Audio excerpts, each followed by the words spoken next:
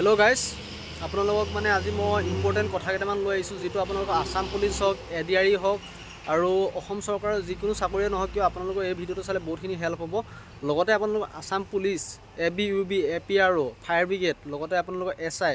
Admit কেতিয়া আহিব আপোনালোক সকলোখিনি এই ভিডিওটোৰ জৰিয়তে জনাম আপোনালোকে ভিডিওটো সম্পূৰ্ণ চাব সকলোখিনি মানে কি এটো ভিডিওতে পাব মানে সম্পূৰ্ণকৈ ওয়াচ কৰিব আপোনালোকে বহুতখিনি মানে তথ্য এটো ভিডিওৰ পৰা জানিব পাৰিব প্ৰথম কথাটো হ'ল আপোনালোকৰ মানে কি প্ৰথম কথাটো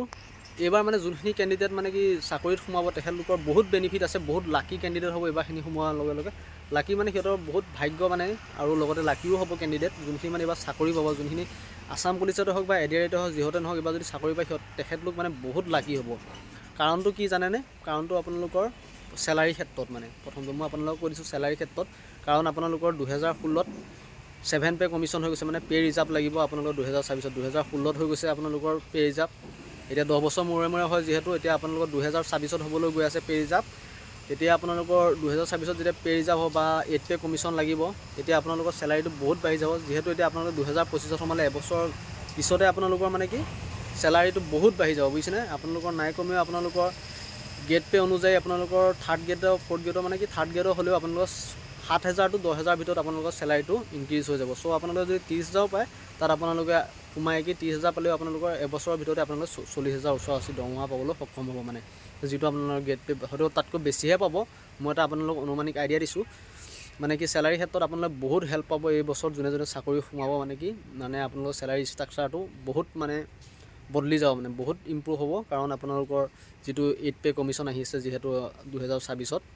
হেতু কাৰণে কৈছো আপোনালোকৰ মানে এবাৰ সোমালে বহুত লাকি ক্যান্ডিডেট হ'ব আপোনালোকৰ স্যালাৰি বহুত পাব এবাৰ সোমোৱাৰ পিছত আপোনালোকে এবছৰ চাকৰি কৰিয়ে আৰু সেকেন্ডটো কথাটো হ'ল আপোনালোকৰ ট্ৰান্সফাৰ যোনবিলাক ক্যান্ডিডেট এটা থাৰ্ড গ্ৰেড বা ফৰ্থ গ্ৰেডত সোমাব ট্ৰান্সফাৰ পোৰ্টেল ভালা খুলি দিব আপোনালোকৰ ডিসেম্বৰ 20 তাৰিখৰ পৰা 10 তাৰিখৰ পৰা 20 তাৰিখৰ ভিতৰত ট্ৰান্সফাৰ পোৰ্টেল যোন মানে ক্যান্ডিডেটে আপোনালোকৰ চাকৰিত সোমাব এবছৰ কৰ্মৰত হৈ থকা এবছৰ কৰ্ম কৰাৰ পিছতে মানে চাকৰিত আপোনালোকে ট্ৰান্সফাৰ যাব পাৰিব গম পাইছেনে ট্ৰান্সফাৰ মানে কেনেকুৱা ধৰণৰ ট্ৰান্সফাৰ আপোনালোকে মিউচুৱেল ট্ৰান্সফাৰ ইজনে ইজনক সংগী বিচাৰি মানে আপোনাৰ তাৰ জায়গাত কি আহিব দিব আপুনি তাৰ জায়গাত যাব তেনেকুৱা আপোনালোকে মিউচুৱেল ট্ৰান্সফাৰ বিচাৰি আপোনালোকে এবছৰ জব কৰাৰ পিছতে নিজৰ হোম ডিস্ট্ৰিক্টত যাব পাৰিব হেতু এটা বেনিফিট হ'ব আপোনালোকে এবাৰ যোনখিনি ক্যান্ডিডেট সোমায় সো হেতু কাৰণে আপোনালোকক জনাই দিছো কাৰণ আপোনালোক জুনে জুনে এবাৰ মানে এডিআৰইতে হওক আসাম পুলিচতে বহুত হেল্প হ'ব আপোনালোক বহুতখিনি সুবিধা আহি আছে যেহেতু আমাৰ সিএম ছাৰে বহুতখিনি সুবিধা দি আছে এই বৰ্তমান যেহেতু হেতু কাৰণে কৈছো আপোনালোক বহুত সুবিধা হ'ব সেইভাবে প্ৰেক্টিস জুনে জুনে মানে প্ৰিপাৰেচন ভালদৰে কৰি থাকক এবাৰ চাকৰিটো এই বছৰ বা হলেও মানে কি 2025 ৰ ভিতৰত সোমাবলৈ চেষ্টা কৰক বহুত আপোনালোকে লাকি ক্যান্ডিডেট হ'ব 2025 ৰ ভিতৰত সোমালে আৰু সেকেন্ড কথাটো হ'ল আপোনালোকৰ এডমিট এবিইউবি এপিআৰ এইবোৰ এডমিট কেতিয়া হয় এবিইউবি এপিআৰ ফাৰ্ষ্টটো কথা কম এবিইউবি এডমিট কেতিয়া আহিব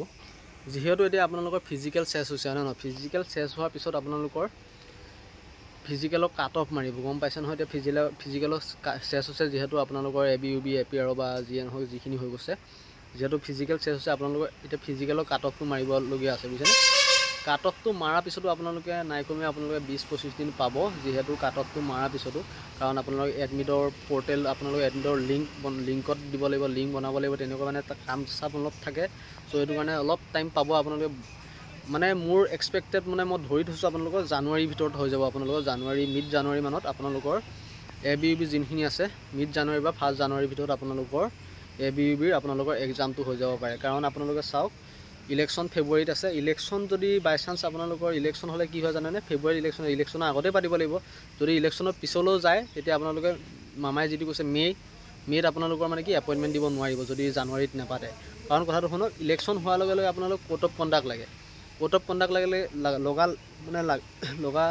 কাৰণে মানে কি আপোনালোকৰ যিকোনো চৰকাৰী কাম কৰিব নোৱাৰিব মানে বুজিছেনে যিকোনো চৰকাৰী কামবোৰ কৰিব নোৱাৰে কোড অফ কন্ডাক্ট লাগিলে সো হেতু কাৰণে আপোনালোকৰ জানুৱাৰীতে পাতিব লাগিব কাৰণ জানুৱাৰীত পাতিলেহে আপোনালোকৰ চৰকাৰে যেটো কৈছে মে 10 তাৰিখ নে 15 তাৰিখ যেটো কৈছে সেইখিনি টাইমত আপোনালোকৰ মানে কি এপইন্টমেন্টটো দিব পাৰিব বুজিছে নহয় সো এটো কাৰণে কৈছো ফেব্ৰুৱাৰীত যেটো পঞ্চায়ত ইলেকশন আছে বুলি শুনা পাই আছো সো পঞ্চায়ত ইলেকশন হলে আপোনালোকৰ কোড অফ কন্ডাক্ট লগাৰ পিছত আপোনালোকৰ চৰকাৰী কামবোৰ কৰিব নোৱাৰে বুজিছে নহয় সো আৰু এসআই কথাও খুদি আছে এসআই কথাটো মানে কি এসআই হৈ সিম তেনে ধৰণে হ'ব চাওক আপোনালোকৰ জানুৱাৰীত যদি এক্সামটো হৈ যায় কোড অফ কন্ডাক্ট নেলাগা আগতে এক্সাম পাতিব চেষ্টা কৰিব যেহেতু ফেব্ৰুৱাৰীত ইলেকশন আছে ইলেকশনৰ আগতে এক্সাম পাতিবলৈ চেষ্টা কৰিব যেহেতু এটা ফিজিক্যালবোৰ হৈছে ফিজিক্যালবোৰ চেছ হৈ লওক তাৰ পিছত পাতা সম্ভাৱনা আছে কাৰণ আপোনালোকৰ জানুৱাৰীত যদি পাতে মানে এসআইটো মোৰ এক্সপেক্টেড ফালৰ পৰা কৈছো আৰু যেটো গম পাই আছো অলপ আপোনালোকৰ জানুৱাৰীত পাতিব লাগে। জানুৱাৰীত যদি পাতে আপোনালোকৰ মানে কি জানুৱাৰীত পতাৰ পিছত মানে ফেব্ৰুৱাৰী মাহটো ৰখি মাৰ্চ মাহত আপোনালোকৰ মানে যিটো প্ৰট'কল বনাব লাগিব যদি ফেব্ৰুৱাৰীত ইলেকশ্যন হয় তাৰ পিছতে আপোনালোকৰ ফিজিকেল টেষ্টটো ষ্টাৰ্ট হৈ যাব। কাৰণ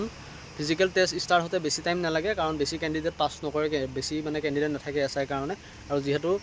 যিবোৰ আপোনালোকৰ গ্ৰাউণ্ড আছে গ্ৰাউণ্ডবোৰ চব ৰেডি হৈ আছে, GPS চব মানে লগাই কৰি আপোনালোকৰ যিখিনি মেচিন লাগে চব লগাই কৰি ৰেডি হৈ আছে, এইবাবে আপোনালোকৰ বেছি টাইম নালাগে SI কাৰণে। চ' আপোনালোকৰ মে' 10 তাৰিখে এপইণ্টমেণ্ট পাব, মে' 10 তাৰিখে এপইণ্টমেণ্ট দিম বুলি কৈছে যিহেতু।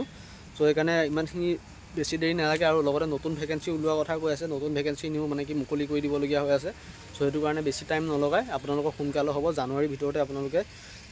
এক্সপেক্টেড ধৰি থওক, মই আপোনালোকক ক'লোঁ। আৰু যোনখিনি এতিয়া পাছ কৰিছে ভালদৰে পঢ়ক, আৰু ভিডিঅ'টো চাই কেনেকুৱা পালে জনাব। যদি ভাল লাগিছে লাইক কৰিব, কমেণ্ট কৰিব, আৰু চেনেলটো যদি বেছি ভাল পায় ছাবস্ক্ৰাইব কৰি দিব। আপোনালোকৰ ইনফৰ্মেটিভ তথ্যবিলাক অলপ জনাবলৈ মই চেষ্টা কৰিম।